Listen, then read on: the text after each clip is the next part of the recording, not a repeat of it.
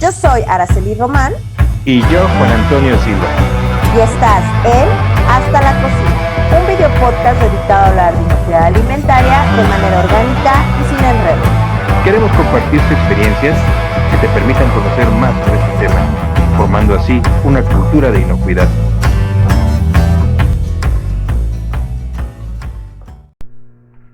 La incidencia de una enfermedad transmitida por alimentos es un riesgo potencial tanto en la industria como en el sector de servicios. Su impacto económico es equiparable al daño que puede generar en la salud de las personas. Nadie que trabaje con alimentos busca enfrentarse a un problema de este nivel. Sin embargo, se presentan. ¿Cuál puede ser la causa de que se presenten las ETAs? Hay muchas razones por las que se presenta una enfermedad de este tipo. No obstante, debemos reconocer que hay una multicausalidad en torno a esos problemas, por lo que es importante comprender la naturaleza de nuestros alimentos y los diferentes contaminantes que alteran su inocuidad. En esta charla, acompañados nuevamente por el Dr. Santiago, abordaremos temas referentes a los vectores que van a llevar a diferentes microorganismos hasta los alimentos y cómo pueden contaminar cada tipo de producto. Poco a poco, comenzaremos a revisar aspectos que tienen una influencia en el desarrollo bacteriano, tales como la temperatura, la exposición al medio ambiente, la manipulación o el pH de los alimentos, y cómo su control es clave para asegurar la inocuidad de los productos manufacturados o de los platillos preparados, todo como parte de un pensamiento preventivo hacia las ETAs.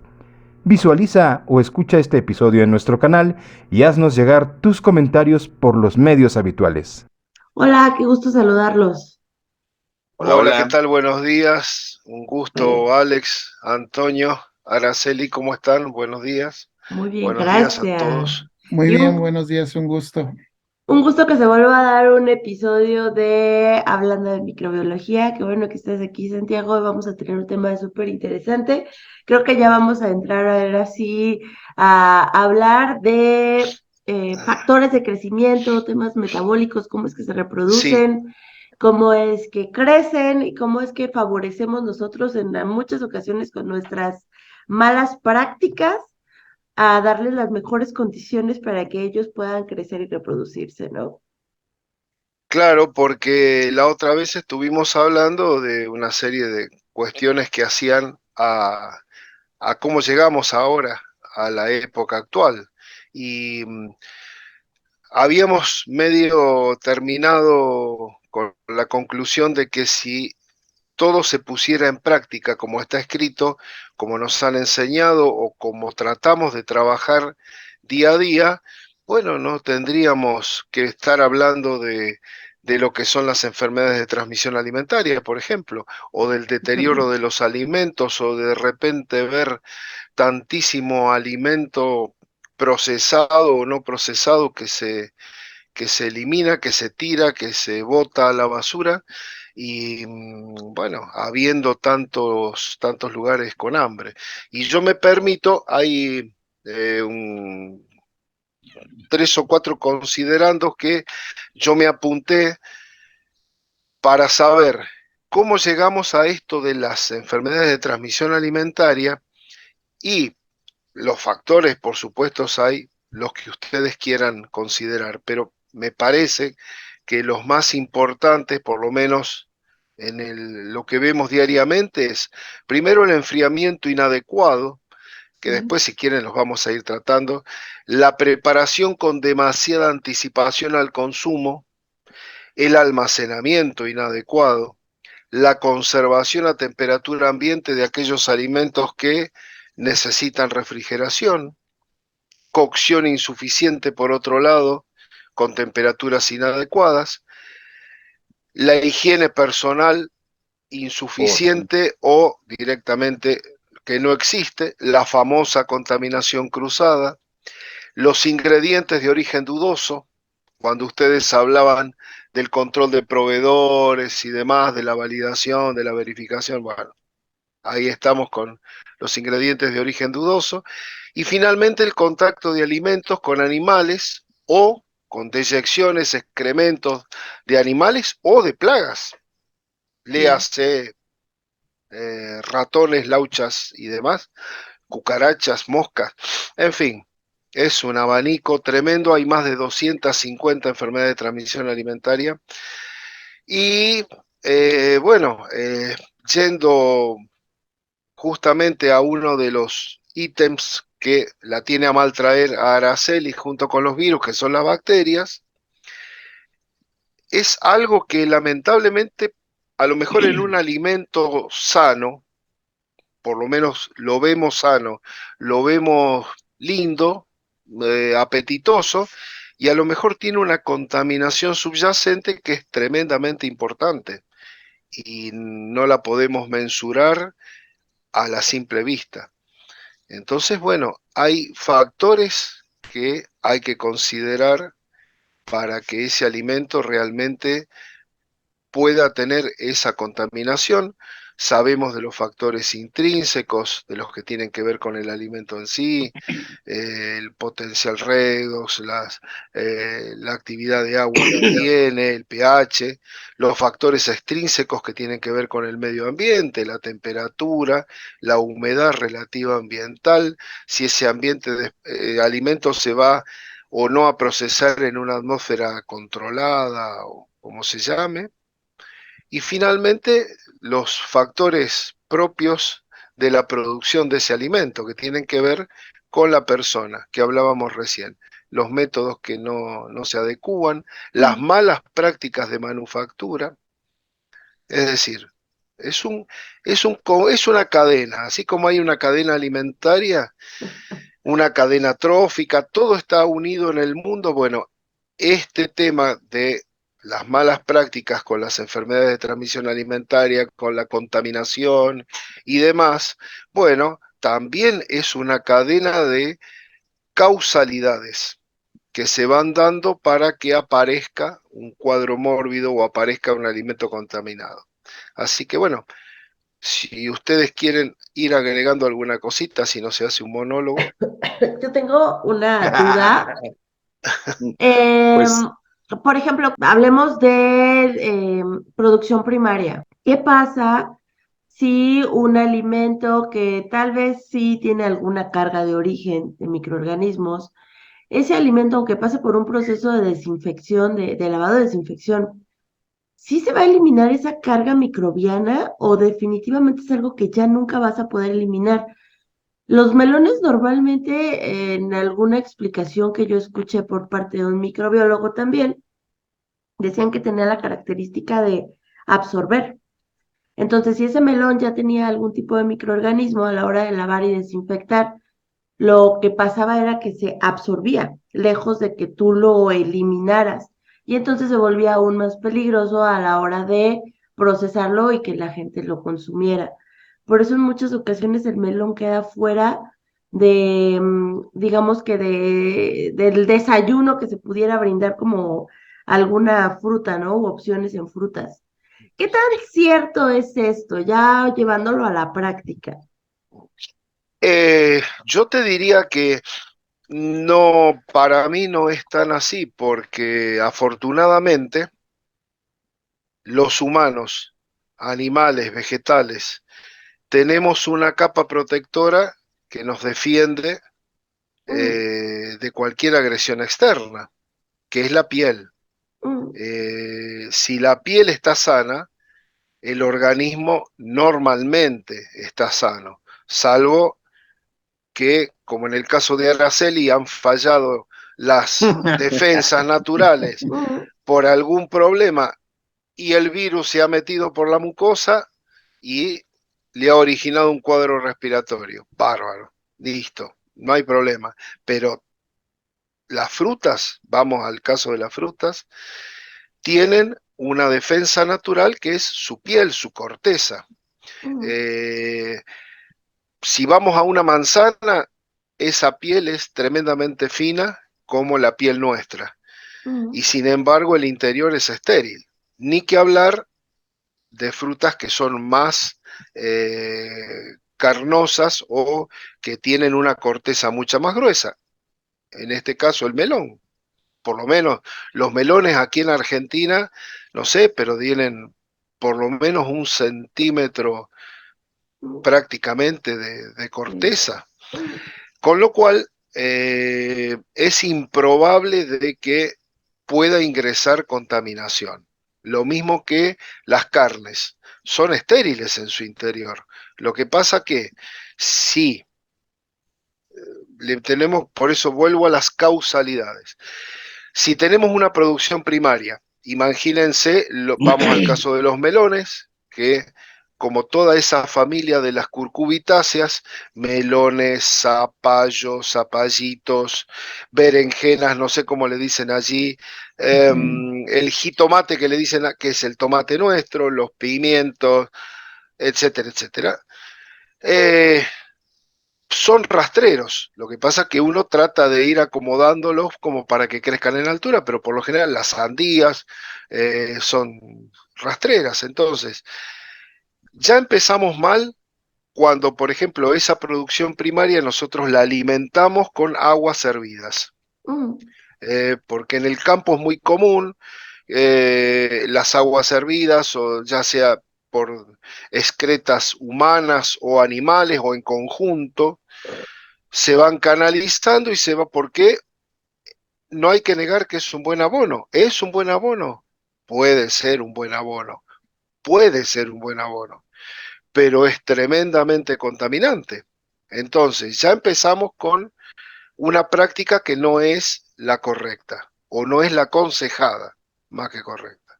Si a eso le sumamos que hay una falta de higiene o de control o de buena práctica de manufactura desde que esa fruta, melón, es cosechada hasta que llega al punto de distribución, y si encima la persona que lo adquiere no tiene la capacidad de higienizarlo correctamente o de lavarlo, desinfectarlo y demás, y lo empieza a trozar y lo come, es probable de que se transmita toda esa carga microbiana barra parasitaria, barra vírica que está en esa envoltura que es la piel, al interior que teóricamente es estéril. Más o menos es el ciclo de cómo viene la historia en ese caso. Trasládenlo a lo que es lechugas o vegetales de hoja ancha y todo lo que ustedes puedan cosechar como materia prima.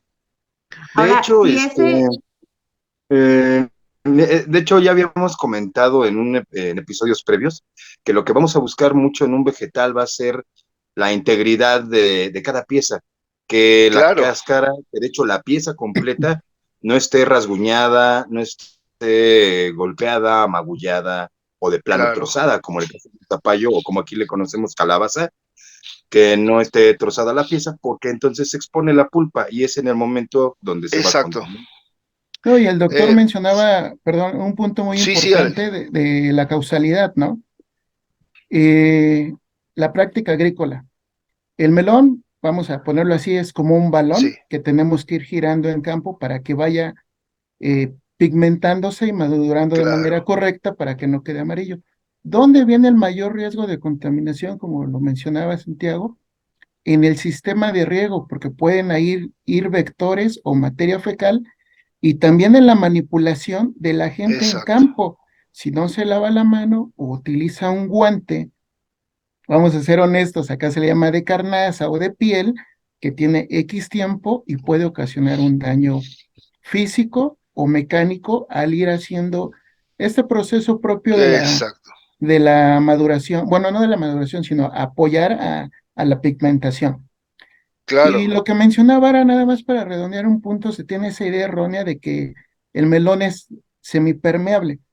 Y bueno, cuando lavamos un melón, sí vemos que el agua aparentemente se absorbe, pero simplemente la cáscara es tan gruesa que no llega a pasar al interior, ¿no? Entonces, ¿dónde es el daño o dónde puede ser la zona de mayor riesgo? En daños físicos y en los sistemas de riesgo, de riego, perdón, hasta donde nos ha tocado ver esta experiencia en campo.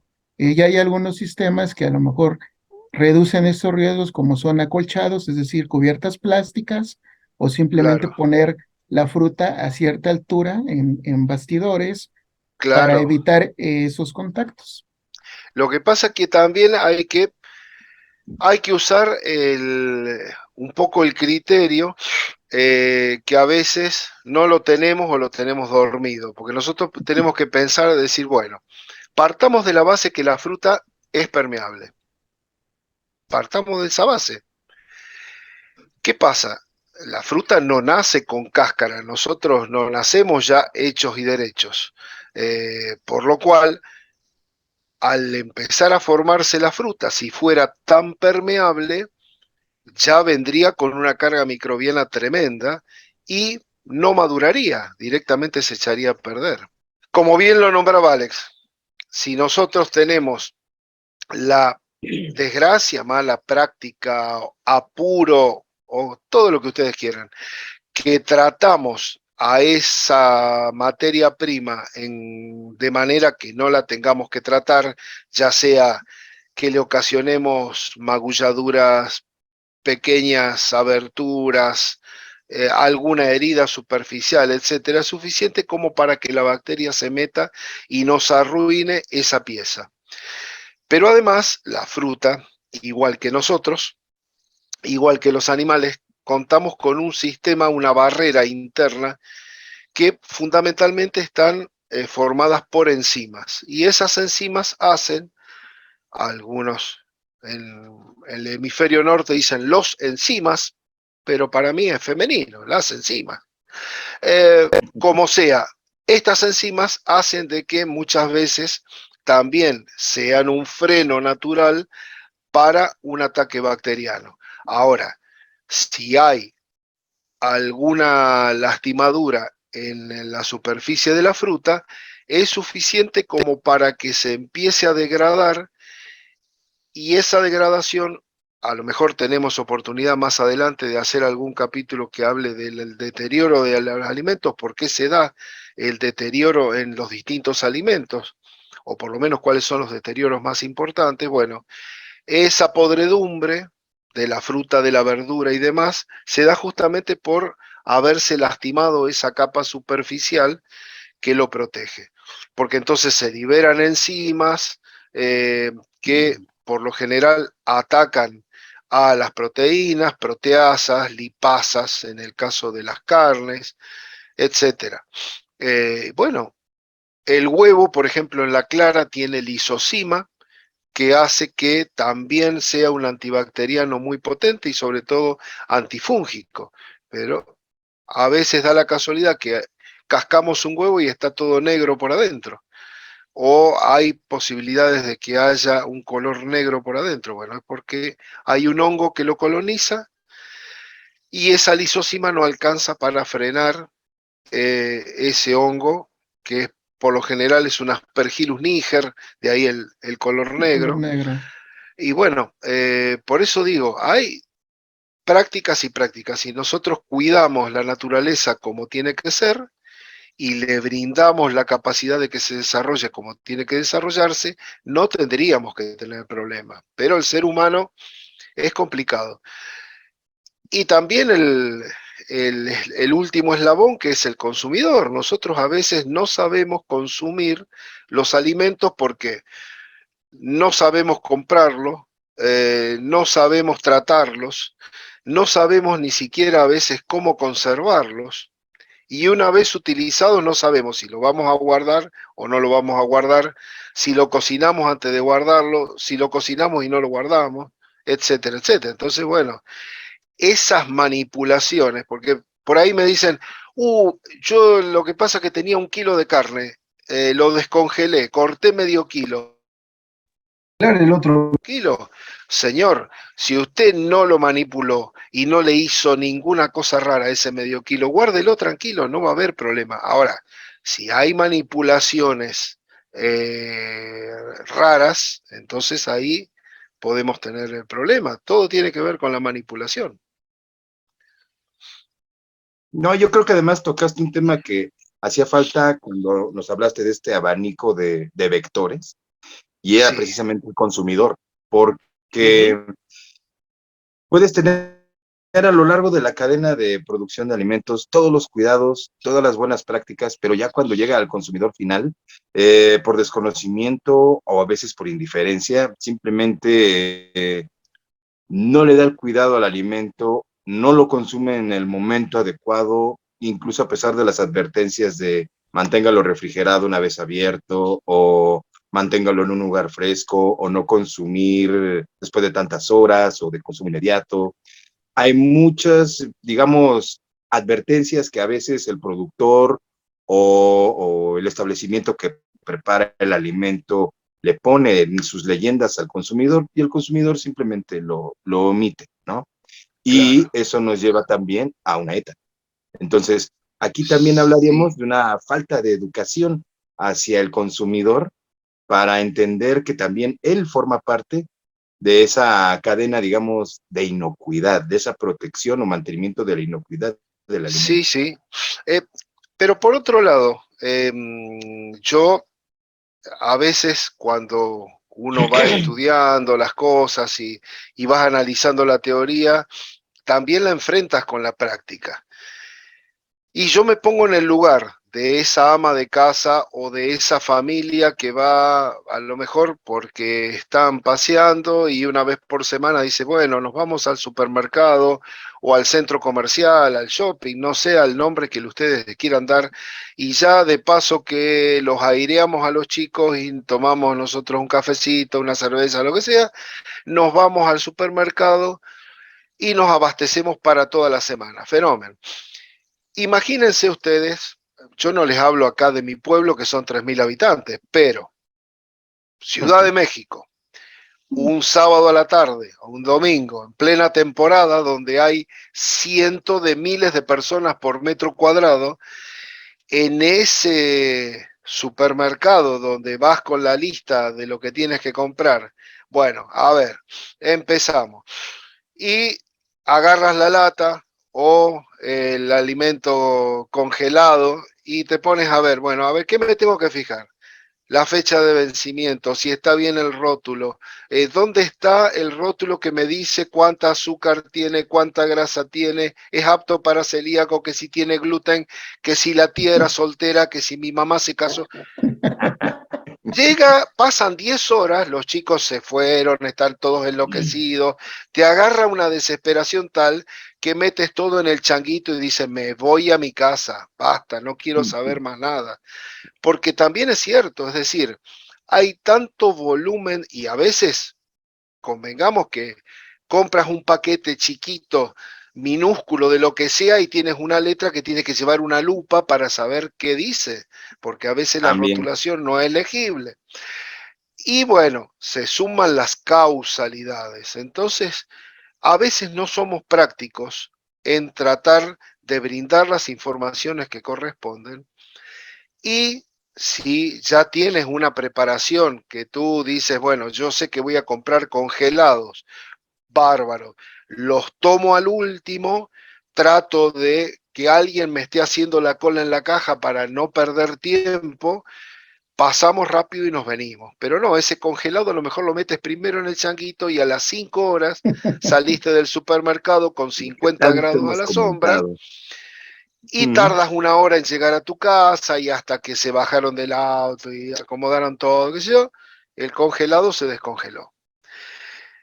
Quiere decir que cuando analizamos las causalidades de por qué se produce un brote de ETA o un caso de ETA o una intoxicación o lo que fuera, hay que ver esa trazabilidad para atrás, ¿no es cierto? En todos los sentidos y ver, bueno, a dónde fallamos, qué hicimos mal, porque se suman los problemas. Y te digo porque uno lo pasa también. Yo voy al supermercado y no me fijo en la fecha de vencimiento ni nada, trato de ser rápido porque los tiempos no te dan. Entonces uno supone que los controles que hay antes de que uno compre las cosas hacen de que te lleves un producto, entre comillas, inocuo. Ahora, cuando ya llega a tus manos, la inocuidad es tuya. sí, Entonces, Yo, bueno, yo Ok. ahí quisiera agregar algo, creo que también tiene que ver con, bueno, porque lo he visto.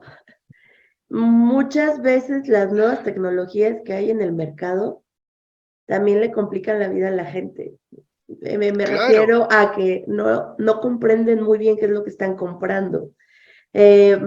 en específico cuando hablamos de envases con atmósferas modificadas. Espera, modificada. En ocasiones eso es y está bueno que tenga ese punch, o está malo, o ya tiene algún microorganismo, o es que si está completamente sin aire, también lo pueden ver mal. Entonces, creo que también esas situaciones para cierto tipo de compradores les suele causar conflicto porque desconocen la ciencia cierta, cómo es que funciona ese envasado en el que están comprando su alimento, ¿no? Araceli, yo miraba la última vez que fui al supermercado, les vuelvo a repetir, acá es un lugar muy pequeño, así que tienes tiempo todavía de poder conversar con el vecino que te conoces o lo que sea, o con quien te vende las cosas, porque bueno, nos conocemos todos. Yo veía una señora mayor, por supuesto, yo soy viejo, pero una persona un poquito más vieja que yo y pobre, no veía, tenía que pesar la verdura porque tienes, bueno, no sé, allá en México supongo que será igual o estarán más avanzados. eh, Tienes dos balancitas en donde tú pesas la verdura y la fruta y automáticamente te da el ticket de acuerdo al peso que tú tienes. Vas clicando el número que te da la banana, la manzana o la pera o la papa, qué sé yo, y automáticamente, para hacerlo mucho más rápido, más ágil, pegas el ticket en la bolsita que te llevas, la fruta o la verdura, y te vas para la caja y te vas a tu casa. Y esta pobre viejita, claro, hasta que agarraba las cosas, veía que si estaba machucada, no estaba machucada, y dónde la peso. No, mire, pero acá se pesan las verduras, acá tiene que pesar la fruta. Claro, imagínate si tiene una lista de 500 cosas, no puede esa mujer porque hay gente que lamentablemente tampoco no ha ido conforme ha ido avanzando la tecnología porque viven en zonas mucho más alejadas o porque están solas, no tienen a alguien que le diga, mira papá o abuelo, esto se hace así, o los teléfonos se manejan de esta manera, o ahora te tenés que fijar antes de comprar estas cosas, o cuando compras las cosas, ojo, hace esto o hace lo otro, porque viven a lo mejor en otra época o se han quedado en el tiempo, nos hemos quedado en el tiempo, muchas cosas que van apareciendo, ni hablar, sino vamos a Japón o yo que sé, a la misma China, por ahí no sabemos ni qué hacer, porque es así. Así que bueno, otro eslabón más para colocar en esa multicausalidad de problemas. Por eso, cuando me decía Araceli, bueno, toquemos el tema de el metabolismo bacteriano, microbiano, sí, tenemos que saber el por qué se desarrollan esas bacterias y por qué tienen la posibilidad de causar un problema si ese desarrollo es muy grande. Pero también hay que ver antes de eso qué es lo que pasó o qué es lo que pasa. Por eso cuando hablamos de el control de los organismos internacionales y demás, bueno, es como ya empezar a hablar de la NASA y ese tipo de cosas. O sea, bueno, vamos a mi pueblo, vamos a empezar acá, porque ustedes se acuerdan de ese famoso desgraciado brote que tuvo Andalucía en España allá por agosto, julio-agosto del 19, del brote de listeria, de esa carne mechada, que no solamente ocurrió en Andalucía, sino que hubo algún caso también de personas muertas en Francia, porque evidentemente ese producto viajó, y había una segunda marca blanca de ese frigorífico que también causó problemas. ¿A qué voy?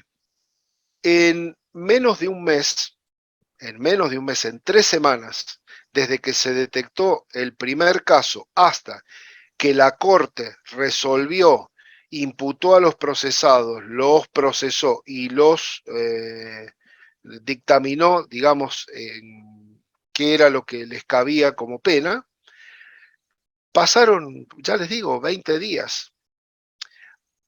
Estamos hablando de España. Imagínense, hablamos de, qué sé yo, Estados Unidos, Francia, Japón, y trasladémoslo a nuestro lugar, a nuestro barrio.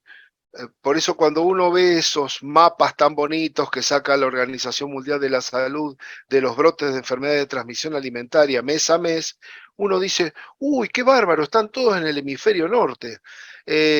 Mirá vos, son tan avanzados y sin embargo la cantidad de brotes que tienen acá en el hemisferio sur no pasa nada. No es que no pase nada, No se no reportan. hay un, una cadena de organismos,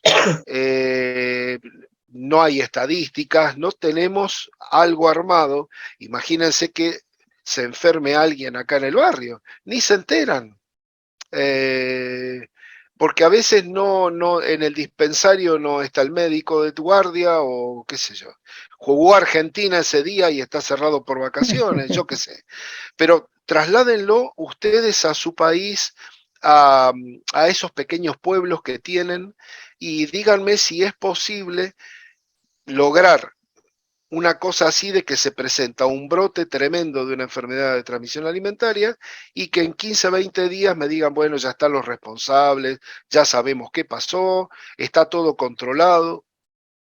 Sería un Mira, milagro. ha habido brotes de otras cosas, porque creo que de alimentos en México, ay, es que Que no lo reportamos. lo he dicho en No se reporta. muchos capítulos. Aquí la gente no tenemos la cultura de ir al médico, esa es la realidad. No, no, sí, es así, es tal como dices. Sí, sí, sí, sí. Pero, por ejemplo, se han dado casos, hubo uno hace no muchas semanas de niños que se intoxicaron con una droga a través del agua. Nadie sabe cómo llegó esa droga al agua. Sí, Pero siendo algo grave, que fueron niños, que fueron toda una cantidad importante de niños de una escuela, y aún así no se tiene como el caso cerrado, aún no saben ni qué pasó, ni por qué pasó, ni quién fue, como por qué llegó o sea, no saben nada. Y dices, oye, pero sí es algo como complicado, ¿no? O sea, sí es sí. peligroso ese tema. Y ni para atrás ni para adelante, o sea, al final no hay una respuesta, ¿sabes? Bueno, pero además está la mano negra que decimos siempre, porque la maldad humana, obviamente que está. Ya te digo, en el otro conversatorio que hacíamos, decíamos, piensa mal y acertarás, me decía mi abuelita, y es verdad, porque uno ¿Verdad? dice, mirá, ¿cómo ocurrió? Por ejemplo, en Suiza, yo creo que es la excelencia de la excelencia, con su fábrica de chocolate más grande del mundo, y resulta que tenían salmonela hasta en las orejas. Y uno dice, pero ¿de qué estamos hablando? Si están en un ambiente más estéril que en el mejor de los quirófanos. Y yo pregunto, ¿y alguien no estaría enojado por algo?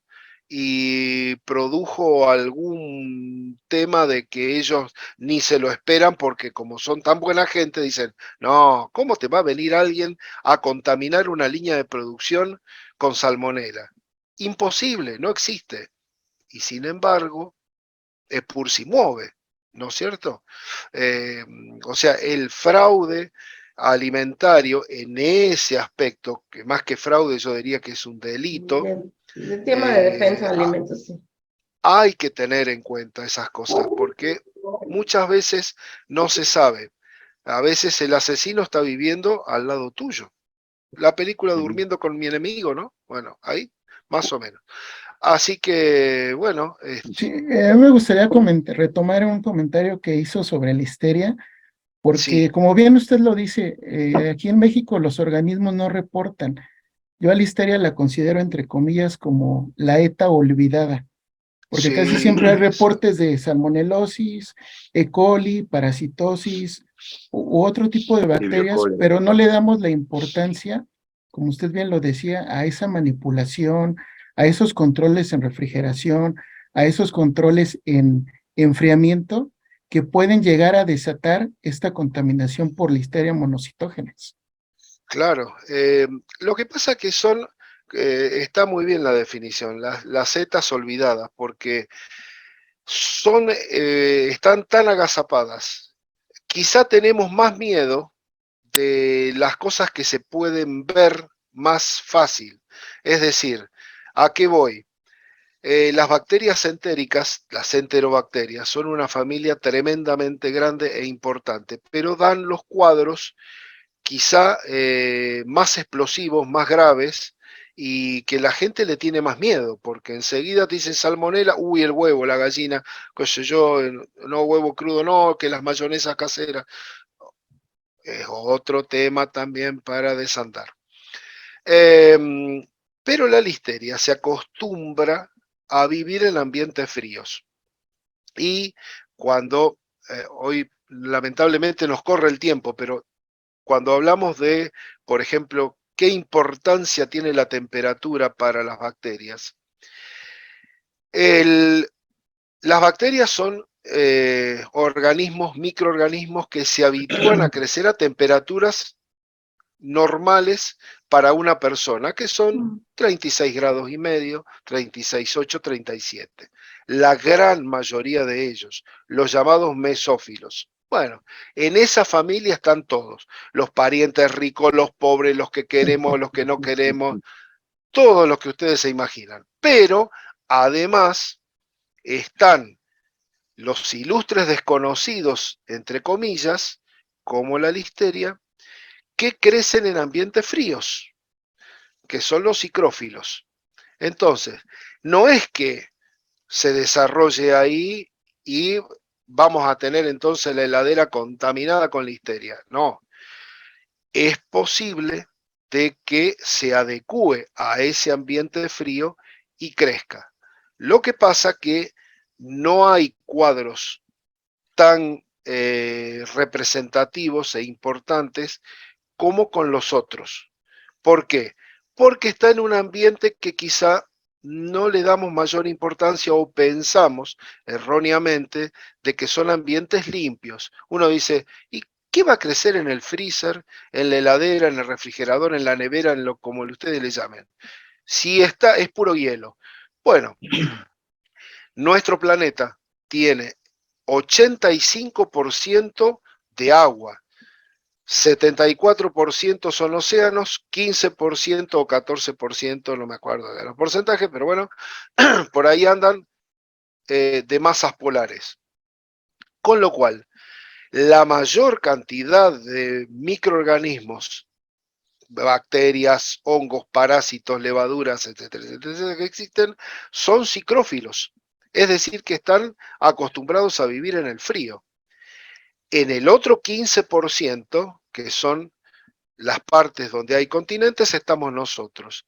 Y la mayor cantidad de especies bacterianas, víricas y parasitarias que ustedes se imaginan. Ahora, lo que pasa que, como te digo, ¿es la ETA olvidada o es la ETA de la que nadie habla porque quizá le dan más importancia a su presencia o ausencia en una planta de producción, a su presencia o ausencia en una casa? Porque yo no sé si a lo mejor no hago un hisopado en mi heladera y tengo listeria. No lo sé. Lo que pasa que es tanta el movimiento que tiene la heladera hogareña y la limpieza que teóricamente uno le tiene que hacer y demás, supongamos que se hiciese, que prácticamente uno dice, bueno, es imposible, pero mira, la listeria, los mohos y las levaduras son tremendamente, sobre todo estos dos últimos, ubicuitarios. Quiere decir que no les importa el pH, no les importa la temperatura.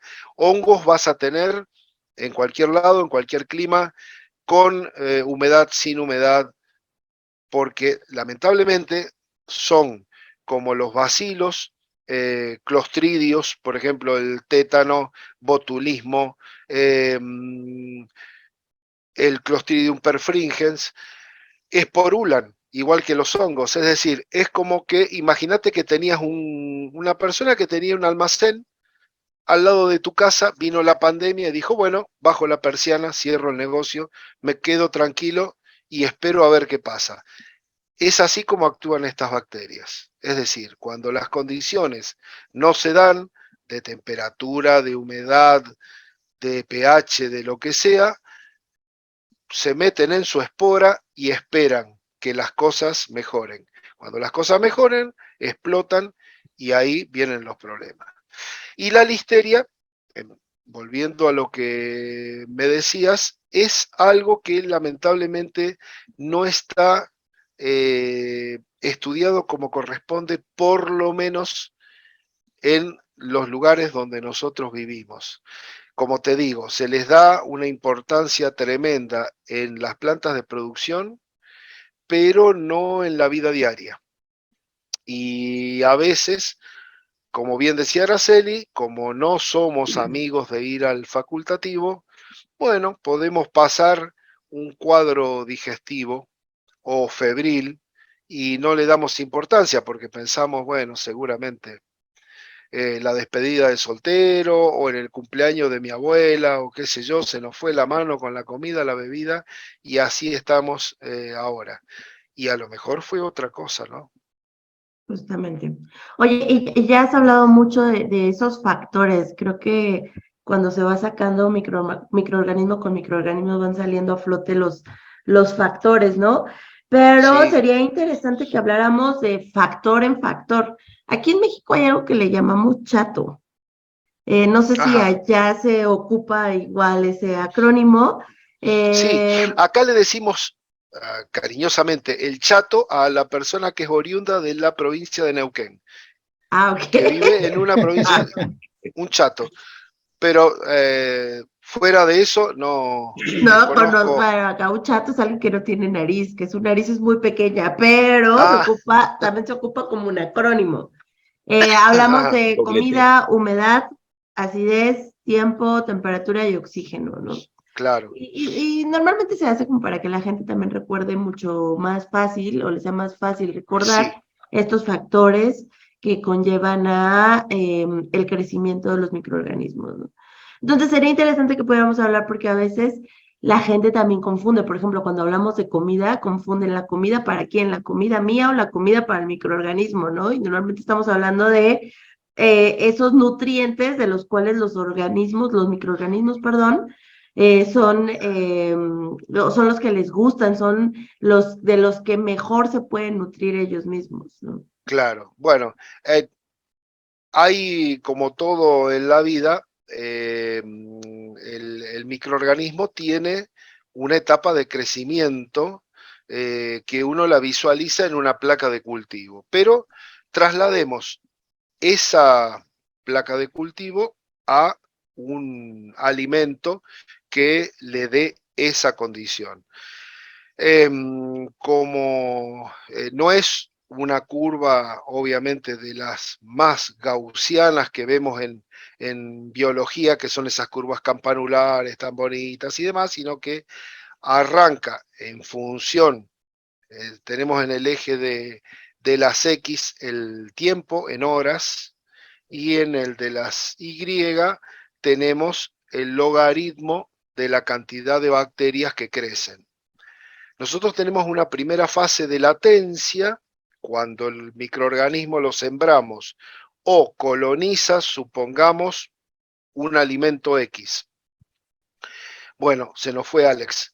No sé si nos está... Ahí está, volvió. Sí, ya. Bueno, esa fase de latencia arranca al poquito tiempo que nosotros lo sembramos al microorganismo, siempre y cuando tenga la temperatura adecuada. La mayoría de los microorganismos crecen y se desarrollan en un rango que va desde los 35 a los 37, 37 y medio grados centígrados. Con lo cual, dentro del cuerpo humano están de maravillas, como el apellido de Antonio, y eh, en la placa de cultivo, si nosotros la tenemos a 37 grados, también. Con lo cual, en esa primera hora, esta fase de latencia se va haciendo logarítmica, es decir, hay un crecimiento tremendo, explosivo, de bacterias en función de las condiciones, obviamente, que tengan. Si tienen nutrientes, tienen una temperatura adecuada y, obviamente, si son bacterias que por lo general son aerobias, bueno, van a tener una carga de oxígeno buena dentro del organismo nuestro, dentro del alimento y dentro de esa placa de cultivo. Si son anaerobias, ya tenemos un factor que las va a restringir, salvo que las sembremos como corresponde en un anaerobio. Ahora bien, lograda esa fase logarítmica que va 6, de acuerdo a la bacteria, 4, 6 horas, 8 horas, comienza lo que llamamos una fase de amesetamiento o prácticamente donde se aplana esa Como un curva. clímax. Claro, donde la bacteria está, digamos, en la mitad de su camino. ¿Por qué? Porque hay muchas que mueren y hay mucho crecimiento, con lo cual la cantidad de nutrientes cada vez es menor para una cantidad mayor de bacterias. Por lo tanto, hay más muerte que desarrollo. Y empieza la fase de declinación o muerte luego de 24 horas de cultivo, 48 horas aproximadamente, donde hay mucho más muertes que crecimiento, porque ya no tiene nutrientes, porque hay gran cantidad de bacterias muertas. Bueno, en una placa de cultivo. Dentro de nuestro organismo, como la cantidad de nutrientes es inmensa y en un alimento donde están las condiciones, la cantidad de nutrientes también es buena, esas bacterias crecen y se desarrollan a un ritmo muy grande, produciendo por lo general un deterioro del alimento porque la bacteria también tiene, según qué bacteria, produce enzimas y esas enzimas pueden llegar a producir una degradación de sustancias grasas o degradación de proteínas o degradación de hidratos de carbono. Entonces, vamos a tener distintas alteraciones en los productos contaminados por esas bacterias de acuerdo a la bacteria que se trate. Pero es importante que tengamos presente que a 37 grados centígrados crecen prácticamente todas, que hay bacterias que son, estos son los mesófilos. Los psicrófilos son aquellos que crecen a temperaturas que van desde los 0 grados, 1 grado, 2, hasta 5, 8, 10. Después hay otras divisiones de psicrótrofos, pero que no, para no confundir no las vamos a poner. Los psicrófilos, los mesófilos y los termófilos. Los termófilos, por ejemplo, Escherichia coli en nuestro país, que es tremendamente endémica como el síndrome urémico hemolítico, porque aquí, por ejemplo, cuando sucedían los casos de chicos que se enfermaban, eran porque se molía la carne picada y no se cocinaba a la temperatura que se debía cocinar. Entonces, la Escherichia coli enteropatógena que da este cuadro se desarrolla perfectamente a 45 grados, hasta 50, 55, con lo cual, si tenías esa hamburguesa que no estaba cocinada como corresponde, causaba el problema. ¿Por qué? Porque la O157 de Escherichia coli, que es la cepa, una de las cepas más patógenas, enteropatógenas, que da este cuadro, crece en tanto el intestino de los bovinos como en el exterior. Cuando hay un exceso de manipulación y cuando tenemos esa carne picada que a lo mejor está una semana ahí en exposición hasta que tú la compras, bueno, imagínate lo que puedes llegar a consumir si no lo haces de la manera correcta, con lo cual hace ya varios años que el Código Alimentario Argentino ha sacado dentro de las resoluciones que tiene, es la prohibición de vender carne picada hacia el menudeo. Si tú quieres carne picada, le dices al carnicero, mira, yo quiero 1 kilo de este corte, por favor me lo picas. Me lo llevo a mi casa y yo lo proceso. Oye, O eso está súper directamente compras la interesante. carne y la procesas en tu casa. Porque también, ojo, como digo siempre, seamos buenos entre nosotros. Uno confía que esa Claro, máquina picadora que tiene el carnicero claro. Está limpia. está debidamente limpia, higienizada, no digo esterilizada, pero O higienizada. sea, Ya me dirás cuántas veces el carnicero en el día se toma su tiempo para decir, no muchacho, espérenme 5 minutos, voy a limpiar la máquina picadora de carne. No lo he visto, no lo he visto. No sé si es o no, pero bueno. Por eso, yo prefiero, no sé, comprar, si voy a hacer hamburguesas caseras, compro la carne que a mí me parece, que a mí me gusta, la pico en mi casa y me hago la hamburguesa. Eh, y otro tema es la atmósfera que nosotros le damos. La mayor cantidad de bacterias, la mayoría de las bacterias son aerobias, quiere decir que crecen en presencia de oxígeno.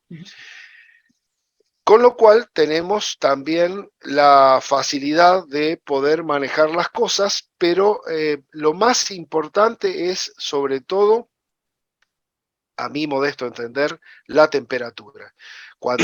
Por eso cuando leíamos estos puntos de enfermedades de transmisión alimentaria, hablábamos de cocción inadecuada del alimento.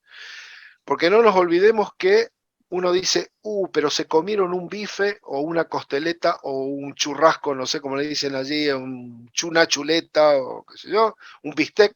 Bueno, que tú ves que está bien cocido por afuera y por dentro está colorado, que sale prácticamente el mugido de la vaca se escucha a través de esa sangre que sale. Y uno dice, pero está crudo, se van a comer cualquier cantidad de porquería. Sinceramente a mí no me gusta comer la carne así, pero la carne adentro es estéril. Lo que hace uno con la manipulación indebida, ya sea con los cortes, con ese manoseo y demás, es contaminar esa carne. Si no le das una cocción inadecuada, que en el centro de esa chuleta, bistec o preparación que estás Corte, que sea. haciendo, no tienes un mínimo de 75 grados centígrados, puedes tener algún problema, no solamente de bacterias, parásitos, virus, pero bueno, por eso digo, la temperatura es Sí, es un esencial. factor primordial, pero sí también es como el conjunto de los factores, ¿no? Porque Claro, vienen zonas, o sea, la temperatura sí sirve como control, ya sea en el almacén, en la cocción, la manipulación. Hay muchos procesos que se llevan a cabo en cuartos fríos, ¿no? Que no se trabajan a temperatura ambiente, sino se trabajan en cuartos fríos.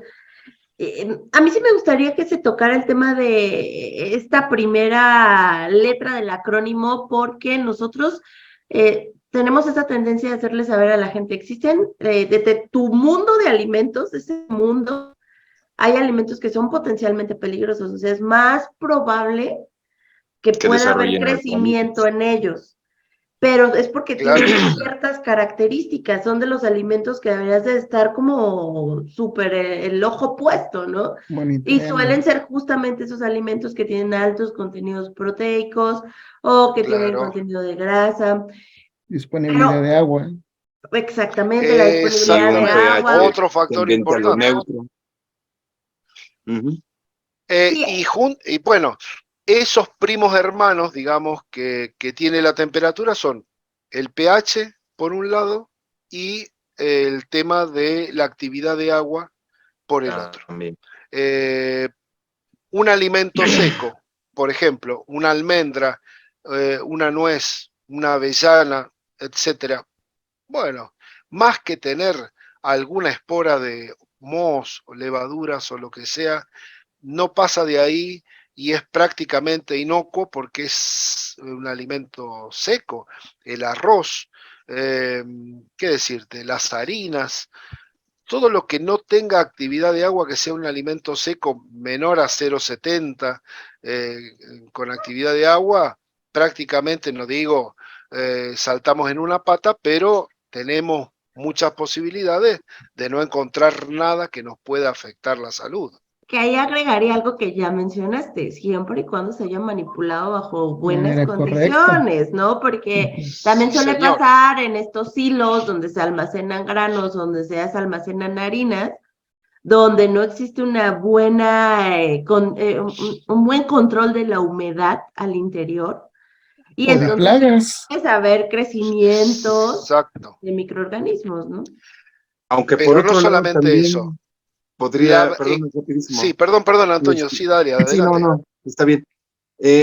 Probablemente como tal el alimento no va a permitir un desarrollo microbiológico, pero en algún momento puede llegar a ser también un vector, un vehículo que puede transportar esporas de algunos microorganismos que puedan esporular en espera de encontrar latentes y en espera de encontrar los medios idóneos. Entonces, como tal, una semilla o un grano no va a sufrir una alteración o no va a ser afectado por el microorganismo per se, pero probablemente sí puede también ser un vector, algo que nos va a acarrear hacia nuestras áreas de proceso o de preparación, otro Claro que sí, microorganismo. claro que sí. Por eso, por ejemplo, vamos a la otra parte del cuento. Aquí, en Argentina, donde tienes en la zona agrícola, por ejemplo, gran preponderancia, tú ves esa cantidad de silos, tanto metálicos como ahora se estila el silo bolsa, que por suerte son, en el caso de los silo bolsa, se utilizan una sola vez y se libera el producto, se vende y se terminó el problema. Pero en los metálicos, como decía Alex, eh, primero, ¿tú te piensas que la gente va a cumplir con esa buena práctica de manufactura o de manejo que es, mirá, vos tenés el silo, carga 100 toneladas.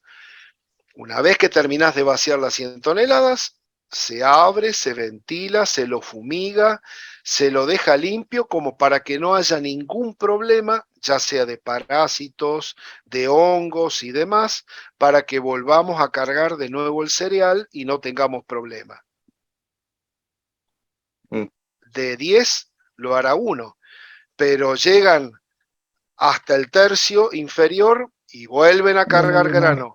Llegan hasta el tercio inferior y vuelven a cargar grano, con lo cual esa parte de abajo, que a lo mejor está llena de humedad, hongos y etcétera, etcétera, me está contaminando todo el grano que yo voy agregando, porque yo no sé, ¿cuánto hace que no le hago un mantenimiento a mi silo? No sé, un año más.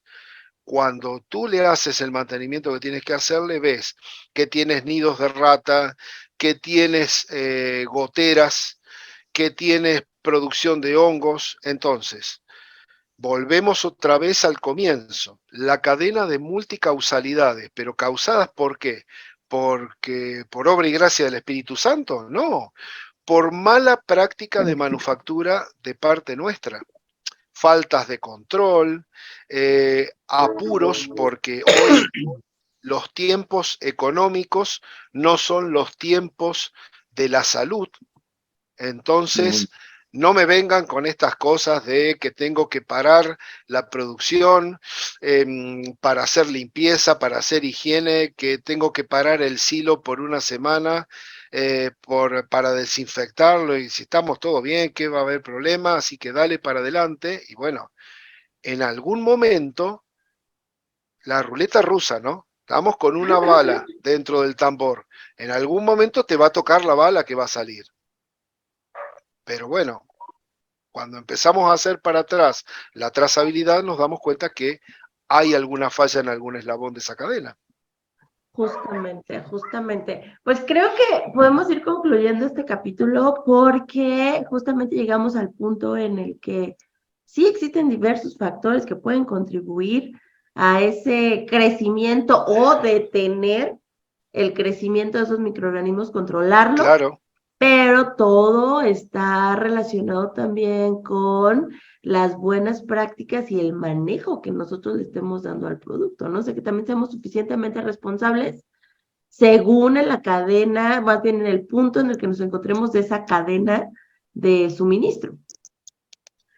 Sí, fundamentalmente es como hacer el cimiento en tu casa. Cuando tú empiezas a construir, lo primero que haces es gastar plata que después no la ves, que es enterrar un cimiento de magnitud, de calidad, para que después lo que construyas arriba no se venga abajo, no tenga grieta, no tenga fractura, no tengas problemas y puedas vivir en una casa hasta que la muerte nos separe.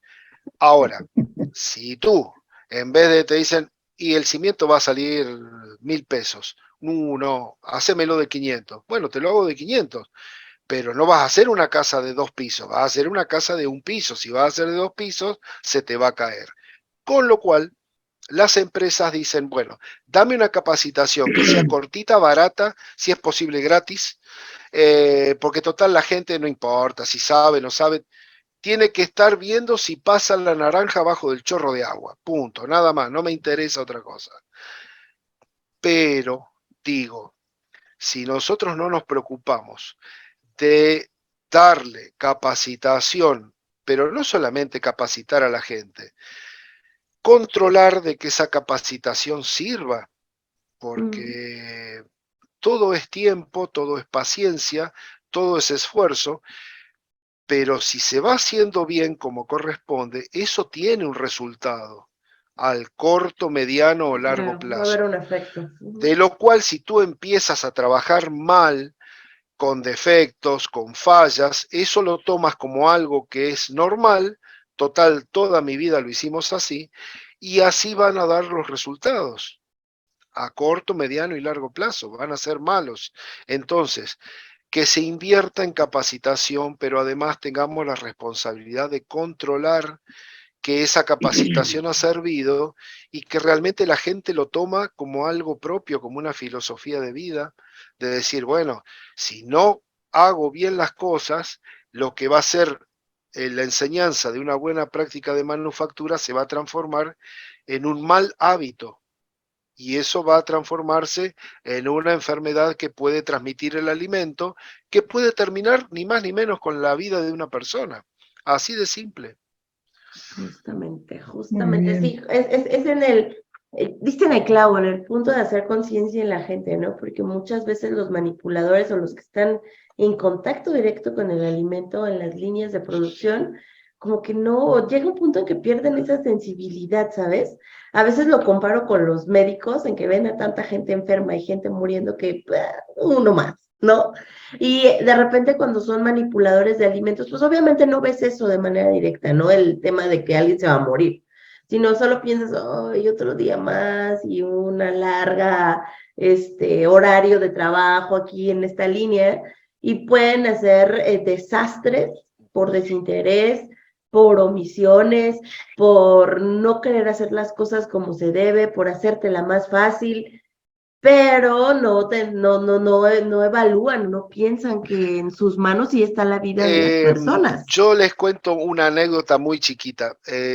Yo los últimos años de mi vida laboral los hice en el hospital militar de aquí de la ciudad de Córdoba. Dentro de lo que era bromatología, el servicio de análisis de alimentos, laboratorio de alimentos y demás. Y veía también, teníamos que estar en la inspección y la auditoría de la cocina, el depósito de víveres, cómo era el control de proveedores, etc. Bueno, y había que ver muchas veces las malas prácticas que uno piensa, un hospital con malas prácticas. Bueno, ¿qué le espera al pobre enfermo? Y había que luchar muchas veces con ese tipo de cuestiones, hasta que alguien de ese lugar le tocó estar del otro lado, le tocó estar como paciente. Y entonces empezó a valorar todo lo que su trabajo diario le imponía. Es decir, no hay momento más feliz, créanme, para mí, para un paciente que está internado que cuando llega la comida, si es que está con apetito, porque pobre persona, a lo mejor si está enfermo y no tiene ganas de comer, le da lo mismo, pero si está más o menos bien, el momento de la comida es un momento placentero. Entonces, si no le damos un poquito de amor en eso que estamos haciendo para un paciente internado, imagínense, como plantea Araceli, la persona que tiene que estar 10, 12 horas en una línea de producción lavando la naranja. Dice, sí, Ujú. que vaya como Dios quiera. Pero bueno, ¿no? O sea, todos volvemos a la cadena. Justamente, chicos, no sé si quieren agregar algo como conclusión. Pues Pues mira, prácticamente, bueno, adelante, ujú. Juan. Tú, adelante, Bueno, pues Alex. prácticamente como lo tocaron todos, reforzar buenas prácticas, ver la capacitación como una inversión, sobre todo la concientización y romper esos malos hábitos para evitar estos riesgos de posibles o contaminaciones cruzadas o desde el inicio de la cadena llegar con alimentos contaminados. Muy bien. Señor. De hecho, ya también para no ahondar demasiado en este punto, y haciendo eco a la anécdota que nos contó Santiago, no hay que esperar a que se suscite un evento negativo, un evento que incluso ponga en riesgo a la empresa en la cual estamos laborando, para hacer conciencia de que en nuestras manos está precisamente el reducir esa multicausalidad de elementos que van a contaminar el alimento. No tendríamos que estar esperando hasta que nos llegue una demanda o tenga una persona o 2 o 10 o 100 que ya se enfermaron y que muy probablemente fue mi alimento el que generó ese problema. Debería yo de tener esa mentalidad, deberíamos todos de tener esa mentalidad preventiva y no correctiva. No hasta que nos pase algo, tendríamos que hacer conciencia y reaccionar y revalorar lo que de hecho es un trabajo muy exigente y muy profesional cuando se logra, ¿no? Que es una correcta manipulación de alimentos. Sí, señor. Perfecto, pues Así es. muchas gracias por sus comentarios. Santiago, no sé si quieres agregar algo más. No, ya quedaremos para próximos capítulos para no hacerlo más largo y que por favor te mejores de tu influenza. Gracias. Yo nada más agregaría y haciendo el compromiso de los temas que tocaste al inicio, creo que sería súper interesante hablar justamente de cómo es que funcionan los microorganismos con la temperatura, porque nosotros sí vemos como un tema fuerte el hecho de que la gente no le vea la mayor importancia a cómo enfriar un alimento, por qué se tiene que enfriar, por qué no tienes que meter los alimentos calientes a las cámaras o salas de refrigeración, por qué tienes que hacer cocciones o Cocciones cumplir con lentas. temperaturas y tiempos, porque no es solo, ay no, pues ya estuvo media hora ahí o ya estuvo 10 minutos, no es demasiado tiempo. A veces es ya estuvo 5 minutos en la plancha, ¿no? Ya sácalo. Entonces es como, no, hay un por qué también no puede haber tanto o alimento en un periodo muy largo en una barra de servicio, por qué se tienen que estar controlando de manera muy precisa los tiempos cuando los alimentos están exhibidos. A veces la gente lo ve más del lado dramático de, oye, pero es que pues si no se vendió, pero pues no tiene tanto tiempo, ¿por qué tirarlo? Y es cuando dices, sí, lamento mucho que Bueno, es está la pasando. mentalidad que tú tienes cuando dices, pero ¿qué problema hay si el tomate o el pan está con un poquito de hongo? Sácale el Poquito hongo el y pedazo. cómete el resto que está Ajá. bárbaro. Bueno, con esa mentalidad hacemos todo lo otro. Y después le echamos la culpa al cumpleaños de la abuela que nos dio la diarrea, ¿no? Así que Correcto. bueno, con eso creo que podemos seguir después en próximos capítulos. Sí, la verdad es que a Claro mí que me sí. encantaría que se tocaran esos temas porque creo que serían de mucha utilidad ¿Cómo para no? la gente, porque es el hacerles saber, a ver, esto es lo que está sucediendo dentro de ese alimento, no es solo porque nosotros queremos retirarlo, queremos hacer mermas o queremos que lo tiren, sino esto está sucediendo y si tú controlas esto, no tenemos que llegar a desechar alimento o a generar mermas. Y que ellos ahí también puedan ver que tiene sus beneficios el tener implementados estos controles, ¿no? Estas Claro que prácticas sí. de higiene. Perfectísimo. Pues muchas gracias por haber estado en este capítulo, en este episodio. Yo solo resta invitarlos a que se suscriban, invitarlos a que compartan el episodio con personas que tengan este tema en común, que les interese conocer acerca de inocuidad alimentaria y de microbiología. Y además, no solo estamos en YouTube, estamos en Spotify y estamos en iVoox. Entonces, también en el cuadrito de contenido, de donde se pone la descripción del contenido, vamos a dejarle los enlaces del canal de Santiago, que él también tiene su propio canal de YouTube. Vamos a dejarles por ahí el enlace para que puedan ir a visitarlo. Tiene episodios muy, muy interesantes. Y vamos a dejar sus redes sociales y nuestras redes sociales para que nos puedan seguir. Pues muchas gracias por haber estado aquí con nosotros y esperamos con ansias el próximo episodio. Bueno, Muy bien, muchísimas pues. gracias, que anden muy bien, que tengan un lindo día. Una buena Gracias. Igualmente. Igualmente, Para todos. muchas gracias. Muy buen día. Chao a todos. Buen día, chao. Bye bye.